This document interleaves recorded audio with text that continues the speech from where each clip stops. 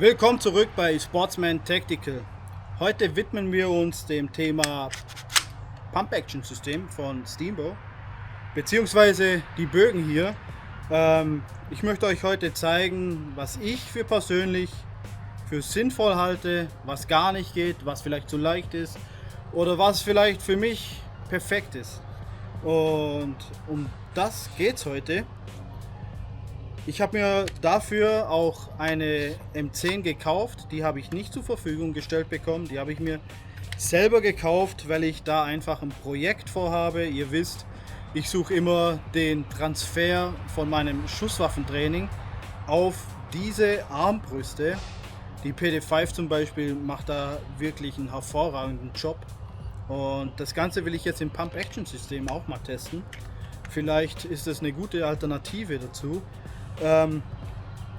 Ich habe alle Systeme von Steambow, ich habe andere Armbrüste auch, also Pistolenarmbrüste, sehr viele verschiedene, was heißt sehr viele, 10 Stück ungefähr, ich weiß es nicht jetzt.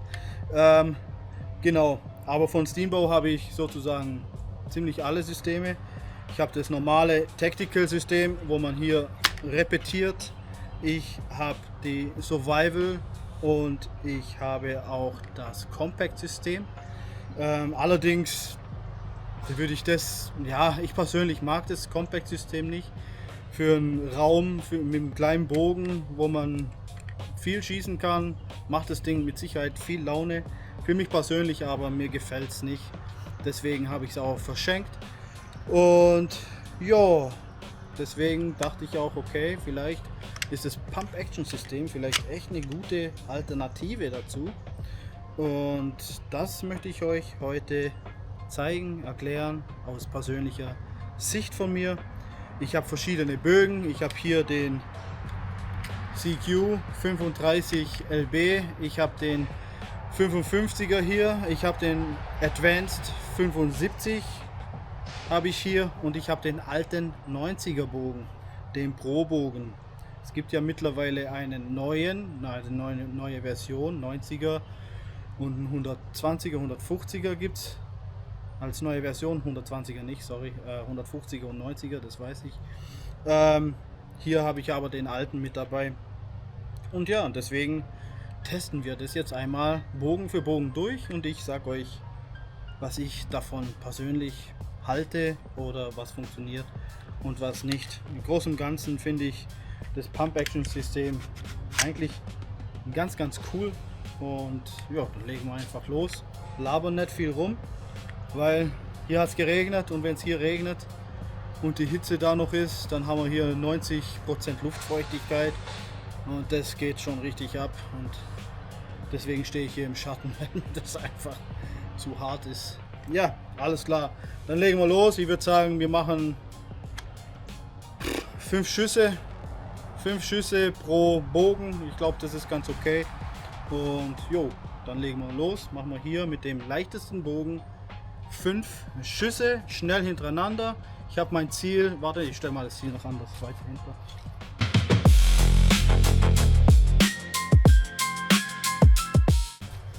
Ich habe mein Ziel gerade noch ein bisschen weiter nach hinten gestellt, weil es sonst echt zu nah wäre. So, alles klar, dann probieren wir es mal. Also, hier vorne ist ein Sicherheitshebel, das sieht man auch, merkt man, ohne den, wenn der eingerastet ist, geht nicht. Man kann auch draußen lassen. Ich habe ihn jetzt mal drin lassen und ja, mit ein bisschen Übung kriegt man das auch hin. Das ist keine große Bewegung. Also, alles klar. Dann fangen wir hier mal an mit 5 Schüsse schnell hintereinander.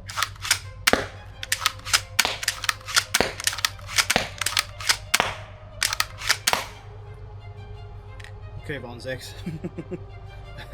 Macht einfach gerade Spaß. Also ist cool. Also, warte mal, machen wir nur die restlichen, dann ist das Magazin auch leer. Okay, 2 Fire Protection drin, deswegen geht es nicht mehr weiter. Also wir haben jetzt hier den 35er Bogen drin gehabt, den CQ. Super leicht, spürt man fast gar nicht. Der ist aber auch bei der B08 drin, einfach um das Ganze als Paintball vielleicht zu versuchen, was ich allerdings auch realistisch finde. Mit dem 35er Bogen und Paintballkugeln macht es, glaube ich, schon richtig fun, so ein Battle. Ich wäre dafür, wir testen jetzt den 55er.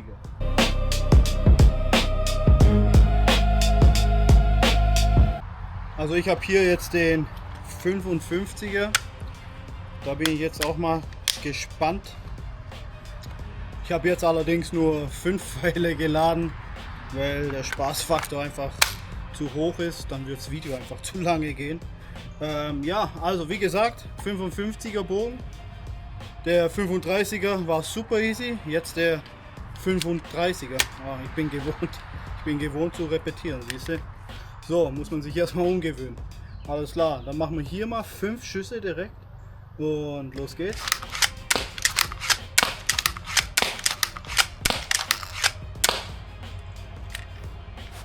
Okay.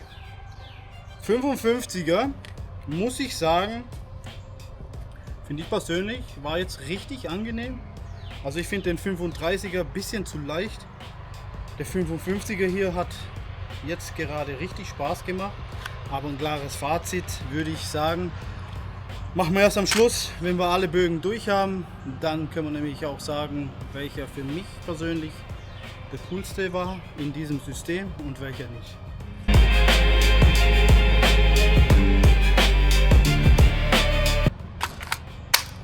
Also, dann haben wir hier jetzt den 75er Advanced. Das ist der 75 LBS Bogen.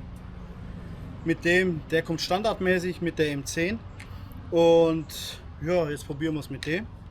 Wieder 5 Pfeile. Ich finde 5 Pfeile ist ein gutes Ding. Ich muss ja nicht alles voll ballern hier.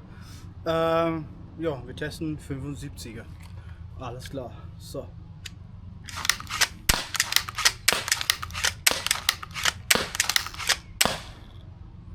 Sogar die Gruppierung ist gar nicht schlecht. Kann ich euch eigentlich gerade mal zeigen. War gerade wirklich nicht schlecht. So. Nicht schlecht. Ich meine gut, das Ding ist ja auch nicht weit weg, von dem her alles cool.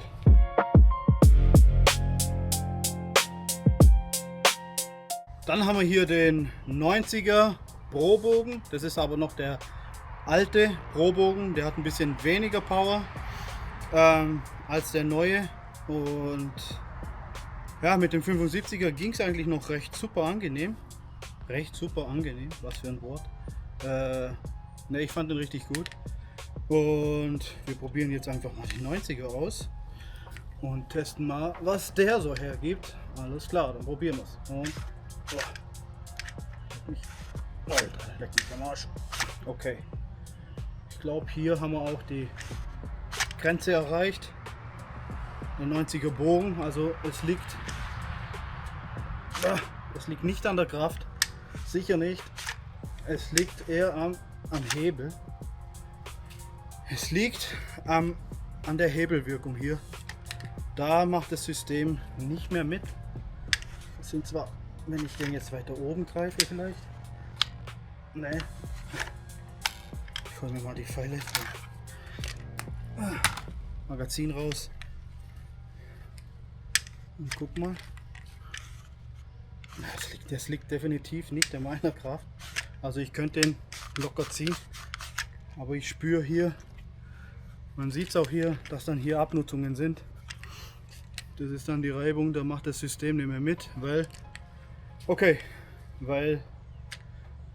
hier habe ich den Hebel und somit habe ich diese Bewegung hier und dann macht das System da nicht mehr mit. Ich meine, das ganze Ding hat hier Kugellager drin. Ich hoffe, dass Steamboat das auf jeden Fall noch fixt, damit man auch 90er Bögen schießen kann, weil auf den hätte ich jetzt wirklich Bock gehabt. Ihr seht selber, also es liegt nicht an meiner Kraft. Ich gehe ja nicht umsonst ins Fitnessstudio, jeden zweiten Tag. Es liegt definitiv hier leider. Ja, da wünsche ich mir, dass Steamboat das auf jeden Fall noch verstärkt. Und in dem Fall schießen wir jetzt nochmal den 75er mit 5 Pfeile durch.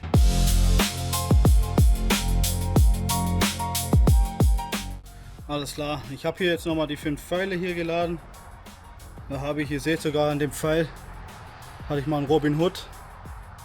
Und wenn man so einen Robin Hood hat, dann nimmt man ein bisschen Schleifpapier und schleift die Nocke gerade ein bisschen wieder fein, dass da keine scharfen Kanten sind. Dann funktioniert der auch noch.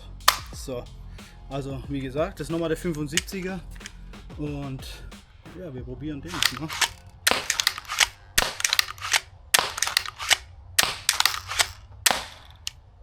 Fünf Pfeile, 5-mal durchgeladen und jetzt kommt mein Fazit dazu.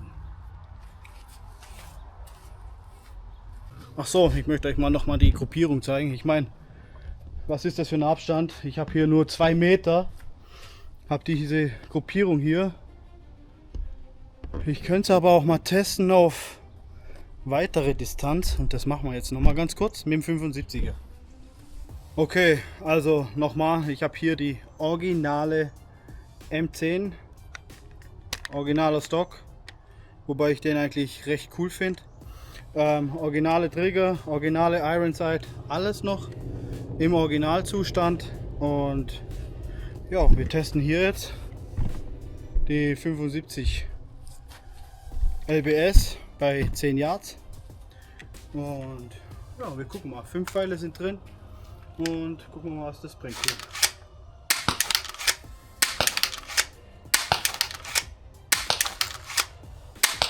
So auf die Schnelle, nichts eingestellt. Ich meine, gut, hier kann man nichts einstellen. Läuft ziemlich sauber. Und gucken wir mal, was es gebracht hat. Also ich habe jetzt nicht trainiert oder sonst was. Es geht da auch nicht um den Streukreis. Aber ich meine, das Teil ist sowieso klein genug. Dann haben wir hier den Streukreis. Ich denke, das ist eigentlich akzeptabel für schnell machen. Das passt, glaube ich, schon.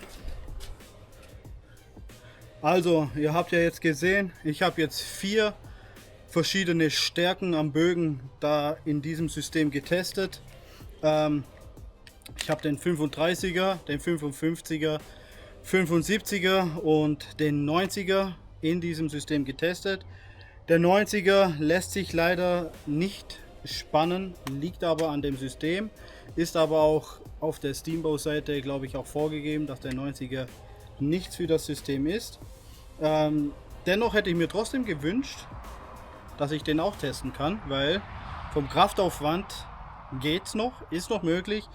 Ich denke, der 120er wäre jetzt schon zu krass, denke ich. Aber der 90er hätte bei mir auf jeden Fall noch funktioniert. Allerdings auch nicht den ganzen Tag und mehrere Magazine. Da ist schon Power dahinter, vor allem beim 99er. Da wünsche ich mir auf jeden Fall, dass das Steamboat vielleicht noch etwas nacharbeitet. Das wäre ganz cool, dass auch der 90er funktioniert. Wobei ich an dieser Stelle auch sagen muss, man muss nicht alles, wie soll ich sagen, überqualifizieren für das, was das System eigentlich sein soll, beziehungsweise welchen Zweck es eigentlich erfüllen soll. Und ich denke, das Pump-Action-System ist einfach für Schnelligkeit. Ich kann hier im Anschlag bleiben und schnell spannen und für das soll es auch sein. Und der 90er ist wie gesagt, er ist strammer, da ist halt die Effektivität vom schnellen Repetieren nicht mehr gegeben, meiner Meinung nach. Deswegen sage ich, ich finde den 75er, der hat mir eigentlich echt sehr, sehr gut gefallen. Und der 55er, also ich persönlich bin bei 55er und 75er ganz zufrieden. Ich würde eher den 75er noch mal ein bisschen vorziehen. Der ist ganz cool, aber auf Dauer, ich will es mal testen, auf Dauer wegen Material. Ich denke schon, dass es halten wird, das ist gar kein Ding, denke ich. Aber für mich ist der 75er so mein Favorit, 55er auch, der ist auch richtig cool. Schön crisp, sage ich mal. Und der 35er wäre mir persönlich jetzt zu schwach. Man kann viel Spaß haben im geschlossenen Raum auf kurze Distanz. Macht der 35er sicher was her, was das angeht. Sorry, aber wie gesagt, hier die Luftfeuchtigkeit ist einfach nach dem Regen nicht sehr schön. Ja, wie gesagt, 35er stelle ich mir wirklich auf dem B08 mit Paintball. Wenn man da ein Match macht mit Paintball, ich glaube, das ist richtig cool. Oder wie Crossbow Concepts jetzt bald anfangen möchte, Szenarien nachmachen und diese ganze Sachen. Da ist der 35er und B08 richtig cool. Aber es geht heute um dieses Teil. Dann gibt es einen Punkt, mit dem ich mich jetzt schon öfters beschäftigt habe und mir ein paar Fragen gestellt habe. Deshalb habe ich auch auf das Pump-Action-System gewartet, weil somit haben wir jetzt aktuell meines Wissens nach alle verschiedenen Spannsysteme, die es aktuell auf dem Markt gibt. Falls ich da falsch liege, sagt mir gerne Bescheid, wenn es da was Neues gibt. Aber meines Wissens nach ist das Pump-Action-System so das letzte unterschiedliche Spannsystem auf dem Markt. Genau, also. Und da habe ich mich gefragt, mit welchem System bin ich nach dem Spannen am schnellsten wieder im Aim. Ich habe jetzt alles durch, alle möglichen Spannsysteme versucht und getestet und gemacht. Ich bin aber auch jetzt zu einem Entschluss gekommen. Zum einen gibt es hier den Repetiervorgang. Ja, ich muss also repetieren, um zu spannen, reingehen, aimen, schießen. Zum anderen gibt es, das habe ich ja jetzt nicht hier, gibt es das Compact-System. Das heißt, dieser Teil ist weg, der fällt weg, wenn ich mal so machen kann. Dieser Teil fällt weg, man hat hier einen Griff, zieht, schießt, das gibt es noch. Dann gibt es hier, wie bei der DS6 oder bei der Revo, das System, dass ich den Griff hier nach vorne drücke und dann nach hinten den Bogen spanne und dann abschieße. Dann habe ich eben halt auch das, warte, ich muss hochmachen, wegen der DFP, das Pump-Action-System. Zack, zack. So.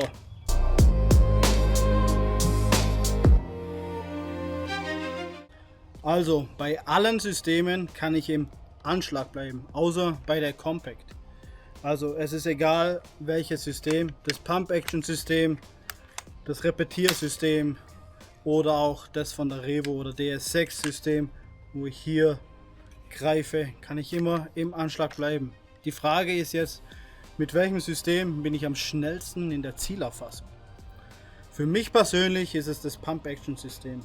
Warum? Das erkläre ich euch jetzt noch ganz kurz. Beim Repetiersystem muss ich erstmal repetieren. Schon bin ich draußen vom Aim und der Zielerfassung eben. Muss wieder rein und dann muss ich mein Ziel erst wieder neu erfassen. Dann habe ich den Mechanismus von der DS6 oder der Revo. Ich bin im Anschlag, ich bin im Visier. Wenn ich aber den Mechanismus hier löse, bin ich schon draußen.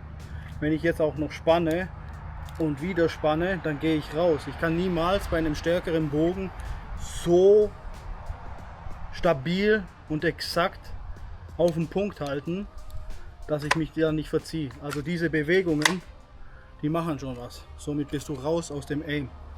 Beim Compact-System, wie gesagt, ich habe es nicht, ich mache es jetzt so, da bin ich auch raus. Da ziehe ich und in dieser Bewegung bin ich ja schon lange aus dem Aim draußen. Funktioniert also auch nicht ganz. Anders sehe ich das hier jetzt beim Pump-Action-System, und zwar, ich bin hier auch im Anschlag drin, ja, ich bin im Visier drin und dann ziehe ich nach hinten. Das ist nämlich der springende Punkt. Ich habe keine Bewegung, wo ich die Armbrust irgendwie so greifen muss oder so bewegen muss oder irgendwie irgendwelche andere Bewegungen kommen. Es ist hier wie ein Rückschlag. Wie ein Rückschlag zum Beispiel beim AR-15 Gewehr. So. Die Kräfte kommen direkt auf mich zu. Direkt auf mich. Somit kann ich das Ding relativ ruhig halten und bin somit direkt wieder im Aim drin. Also ziemlich schnell. Ist jetzt nicht wie im Gewehr. Klar, da bist du noch mal schneller drin. Da hast du nicht solche extremen Schwankungen, je nach Rückschlag eben. Aber für mich persönlich finde ich, ist hier das System, das Pump-Action-System, das präziseste nach dem Spannen. Wie gesagt, das ist meine persönliche Meinung und meine persönliche Erfahrung. Ich meine, jeder fühlt sich da anders wohl oder anders, präziser. Ist ja jedem das seine, alles gut. Aber wie gesagt, das ist meine persönliche Meinung. Ihr könnt mir gerne in die Kommentare schreiben, wie eure Erfahrungen sind. Und jo, das wollte ich eigentlich noch dazu sagen. Aber zum Transfer jetzt. Ich habe am liebsten die PD5 bisher. Mit der werde ich es noch jetzt testen. Sobald ich meinen Umbau komplett habe, dann werde ich auch mit der versuchen, den Transfer vom Schusswaffentraining rüberzubringen. Und ja, es hilft enorm auf jeden Fall. Genau, das war's von meiner Seite heute aus. Wie gesagt, schreibt mir gerne in eure Kommentare eure Erfahrungen, eure Meinung, wie ihr das seht.